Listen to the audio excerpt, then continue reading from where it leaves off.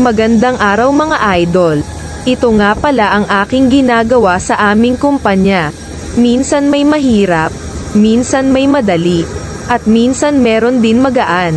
Dito sa aking pinapasukan ay kailangan ng tiyaga at pagtitiis para makatapos ng mga gawain.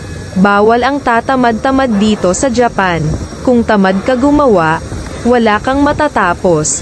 Kaya payo ko sa mga baguhan dyan, galingan nyo ng mabuti sa inyong trabaho para tumagal kayo sa Japan. At para na rin iton sa inyong pamilya. Enjoy lang natin ang trabaho para sa kinabukasan ng lahat. Ako nga pala ay isang welder fabricator sa aming kumpanya. Dati akong full welder. At taga-check ng mga finished product. Hindi nagtagal at noong ako'y nakabalik ng Japan ay nag-iba na ang aking trabaho. Isa na akong vlogger ngayon, wahahaha. Nga